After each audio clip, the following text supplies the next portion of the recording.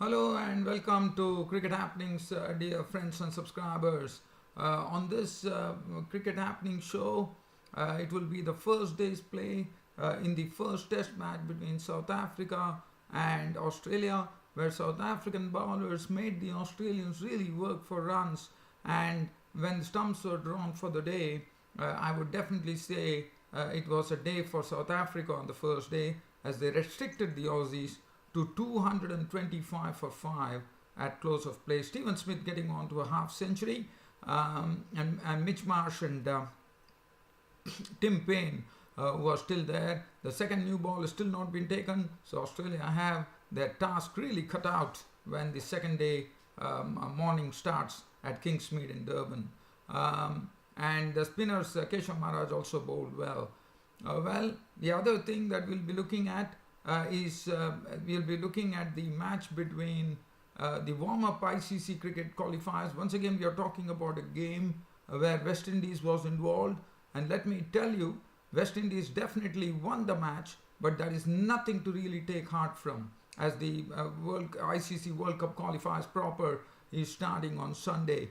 Because once again, the West Indies batting put up a dismal performance, one thought, as they were bowled out for 115 runs. And then, yes, it was quite a different thing that the West Indies actually bowled out the United Arab Emirates for 83, but definitely that was not a good batting effort from the West Indies. They succumbed to the spin bowling of the UAE bowlers, Imran Haider and the other bowler. And as far as the Pakistan Super League was concerned, there was something very, very different that happened, and that was Darren Sammy, the captain of Peshawar Zalmi. Even though he had an injury, he was forced to come out to bat, hobbling on one leg. He slammed 2 sixes and 1 4 to finish off the game in an absolute flash. And that too, as I said, he was limping. He was batting on one leg, but still the power that he was emanating from the bat was absolutely tremendous. And that is what Darren Sammy is all about, as I always have a feeling that Darren Sammy is sorely missed by the West Indies. But Peshawar Zalmi got to a victory over there. And then we have a look at some some international cricket news. But first, I'm taking you down to the Kingsmead Stadium in Durban, where I'm going to talk in a very brief manner about the first day's play of this very, very important test series between Australia and South Africa. So Kingsmead in Durban, Australia were the ones who actually won the toss, and they immediately elected to bat first.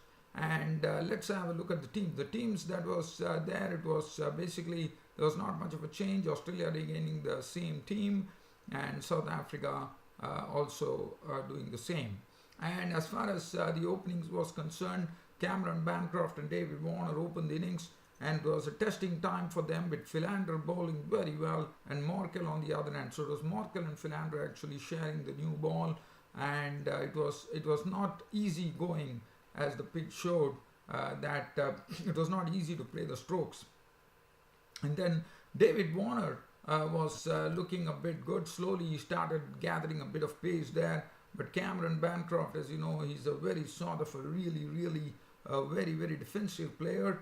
But what was really shocking was the way in which he got out after making eking out 5 of 20 balls with 1 boundary. Uncharacteristically, he walked across the stumps to a delivery from Vernon Philander, which left him, and in the process nicked it to De Kock behind the stump. So that was a bit of a surprise at Cameron Bancroft attempting a very, very uncharacteristic shot, unlike Cameron Bancroft's strokes. Usman Khawaja Kagiso Rabada was really ramping up the pace, and Usman Khawaja was a goner, as he was caught by Quinton de Kock at the bowling of Rabada for 14 with 3 boundaries, which made the score 39 for 2. And David Warner at the time was looking good, and Stephen Smith, and slowly from 39 for 2, the Aussies recovered thanks to David Warner playing his strokes, and at the other end it was the skipper Stephen Smith.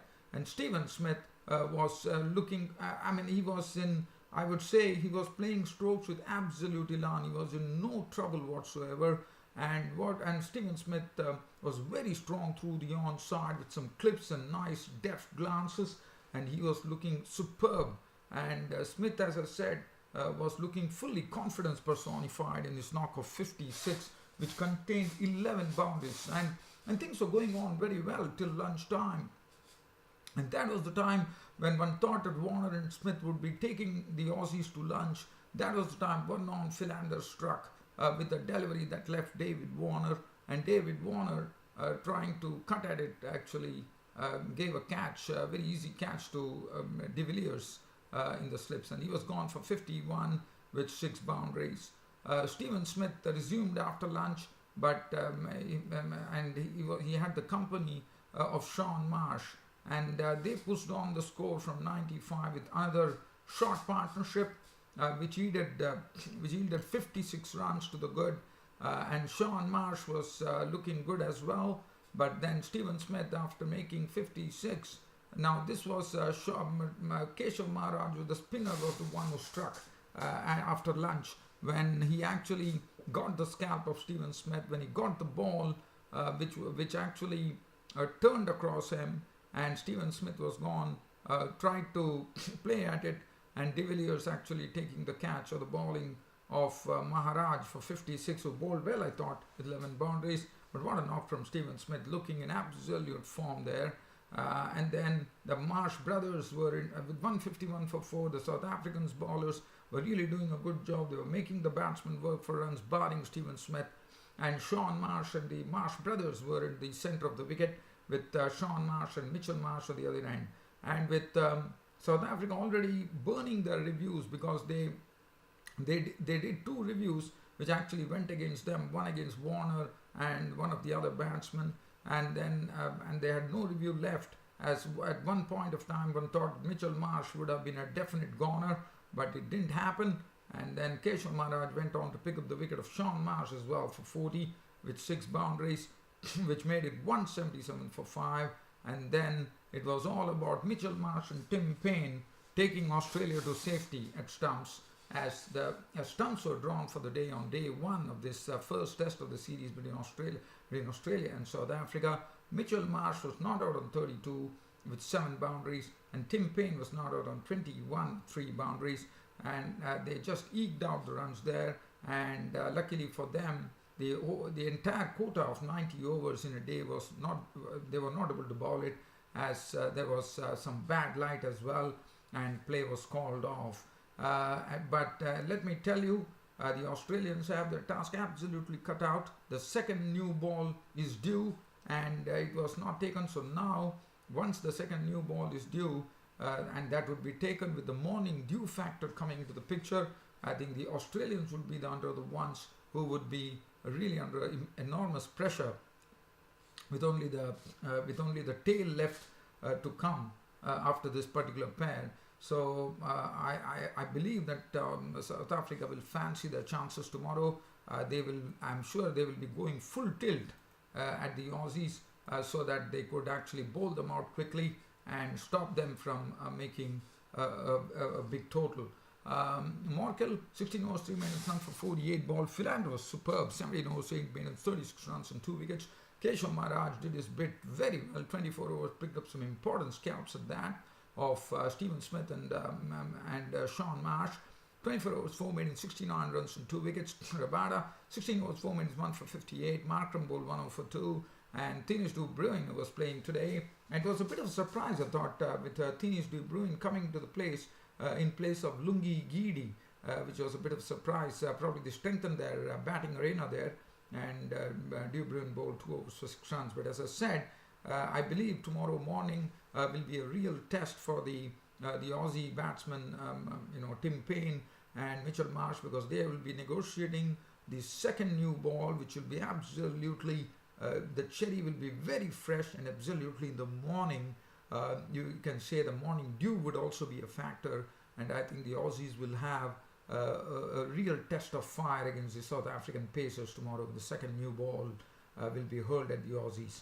Well, dear fans, friends, subscribers, so from here we shift on from South Africa into the warm-up ICC cricket qualifiers. I'm only going to talk about one ICC warm-up match, and that is once again centering on the West Indies. And the reason I'm talking about it, the other day we saw how Afghanistan actually defeated the West Indies in the warm-up qualifiers, and here too, even though West Indies actually won the match against the United Arab Emirates by 32 runs, look at the scorecard. The West Indies strong batting lineup were bowled out for 115 by the United Arab Emirates bowlers, and that is not something that you would expect from West Indies in 50 overs. I mean, if you look at it, I mean, one can say it's a warm-up match, but as you know, the ICC World Cup qualifiers proper is coming. It's a very serious stuff, and looking at the way the West Indian innings catapulted against the spin bowling of the United Arab Emirates bowlers, Imran Haider, look at his bowling figures: 8 overs, 2 maidens, 16 runs and 4 wickets, bowled splendidly. Ahmed Raza was another impressive bowler: 8 overs, no maiden, 2 for 14. Rohan Mustafa, 3.4 overs, no maiden, 2 for 10. Qadir Ahmed, 4 overs, no maiden, none for 19. Amir Hayat, 5 overs, none for the. There was a picture of economy, and definitely they took the wickets as well. 5 overs for 27 for Mohammad Naveed, 2 wickets. And look at the West Indian card, does not make any happy reading, barring Chris Gale making the openers. Chris Gale, and looking at this particular team, as I said, 115 all out against United Arab Emirates is something that you can't think of the West Indies, but that happened today. Chris Gale was out for 16 of 21 balls, 3 fours. Evan Lewis, 10 of 20 balls, 1 6. Solomon Hetmir, 20 of 28 balls, 1 4. Samuels, 15. Other than Ashai Hope, 8. Mohammed, 4. Pavel, 6. Holder, 8. Brathwaite, 2. Nurse not out, 3. And Bishu was out for 6. And as I said, 115 all out from the West Indies against United Arab Emirates is not done at all, whatever be the pitch situation. And United Arab Emirates were given a target of 116 runs, but they succumbed for 83. Yes, one knows that West Indies won the match, but this was not a convincing victory at all, and it really raises questions as to how West Indies are going to play in the World Cup qualifiers, ICC World Cup qualifiers proper, which is starting on Sunday. As far as the UAE was concerned, the highest scorer being Adnan Mufti with 14. Only 4 people reached double figures. Rohan Mustafa, 12. Rami Shehzad, 11. 12 to Shaiman Anwar, who is the mainstay according to me. And other than that, Ashfaq, 7. Ghulam Shabir, 6. Rami Shehzad, 11. 1 to Chirag Suri. 1 to Mohammad Usman. Bhuta, 8. Raza, 1. And the bowling damage was done by by Nikita Miller, who picked up a 5-wicket bag, 10 overs, 2 maidens, 20 runs and 5 wickets. The Nikita Miller, the left-arm spinner.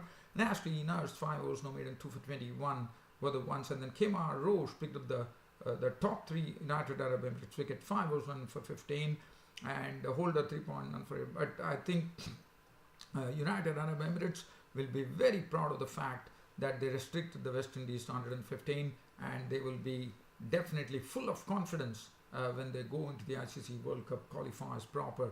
So West Indies have to really gear up. They have to pull up their socks and see to it that they really show the real West Indian force, because as I said, this time they have to qualify for the ICC Cricket World Cup 2019, and wish them good luck. Well, from here we talk about a match in the Pakistan Super League, which was sort of a match which was played between the Peshawar Zalmi team, and Peshawar Zalmi is captained by none other than the former West Indian skipper Darren Sammy, and they were playing Quetta Gladiators. So the Quetta Gladiators were the ones who actually batted first, and they made 141 for 8.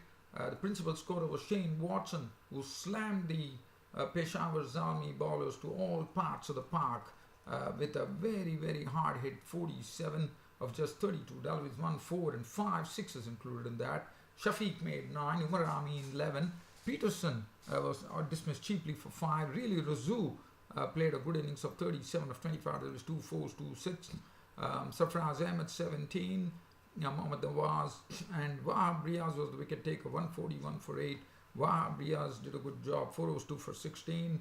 We could see some real pace in Wahab Riaz bowling. Other than that, I'm not going to go through the bowling figures here, but Peshawar Zalmi innings, they were doing well. I mean, with Tamim Iqbal contributing 36 of 38, 3 4s, 1 6. Akmal 10 of 8. Wayne Smith made 23 of 14. Mohammad Hafiz 29.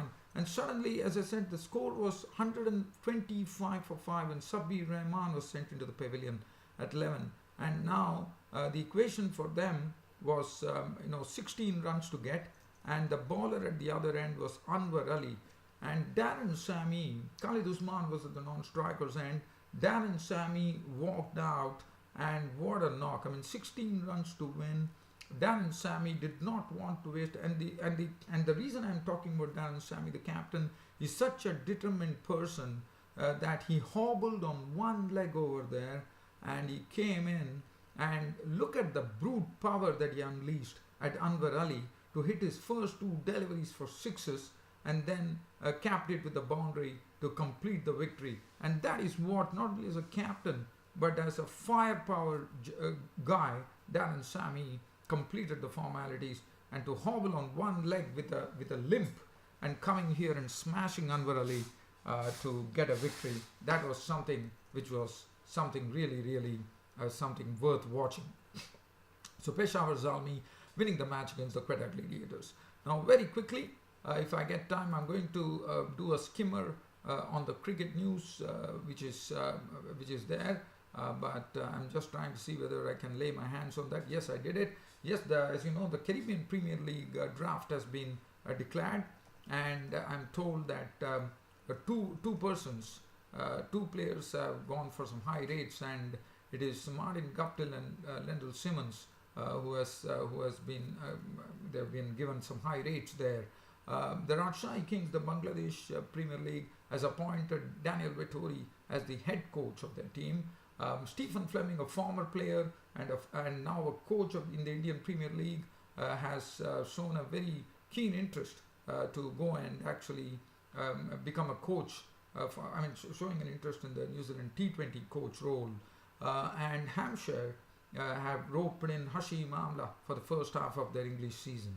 Well, dear fans and subscribers, it's about time for me to pull the curtain down on this daily cricket show by bidding you all a very good night. Thank you.